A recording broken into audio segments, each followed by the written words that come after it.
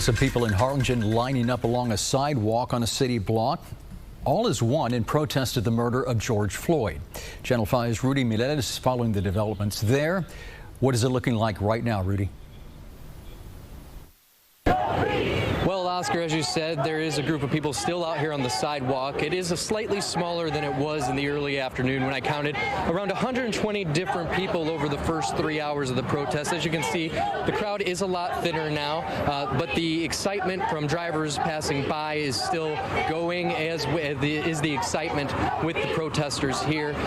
Around 10 a.m., the group started forming. When we first arrived at the scene, it was about 30 or so people protesting. That number grew quickly, with people who were leaving almost immediately being replaced by a new set of individuals to take their spot. A Harlingen resident for over 60 years, Joyce Vano says the protest started by accident, saying it was a regular Saturday walk to the local drugstore that spurred her 5 Facebook friends to share the idea that grew instantly. I had a sign, a blank sign, and I made a sign, Justice for George Floyd. And as I walked, I showed it on the street, and I was just thrilled that people were honking.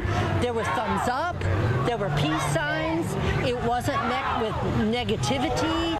Originally from Chicago, Daniel Brown says he was compelled to take part in something different than the protests turned riots in other parts of the country. I want to be a part of a peaceful protest. I know a lot of stuff going on around the world. That's a lot of tragedy, businesses being lost, and I understand what's going on, but I appreciate them for doing this peaceful protest. While many driving by and around the valley have shown support with food deliveries, honking their horns, and even a cooler of water and sports drinks from the Harlingen Police Department, some have expressed disagreement with the protesters.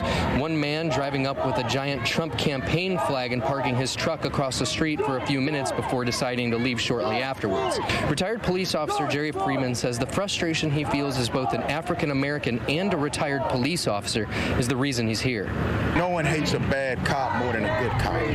And we hated that the Derek Chauvins of the world managed to infiltrate our respective departments and then cause harm to the very people that they've been hired and sworn to protect and serve under the flag of the law. Now, one of the differences between this and what we've seen around the country has been the attitude of those involved. Protesters have not impeded traffic, interrupted business in the area, and even those who disagree with the message have been met with open arms, conversation, and a handshake when both parties ended the discussion. Now, while we were playing some of that sound that you saw earlier there, we actually spoke once again with Ms. Vano, and she tells us that they are planning to come back for a second day. They will be here again tomorrow at 10 a.m. Live in Harlingen, Rudy Milet, Channel 5 News at 6.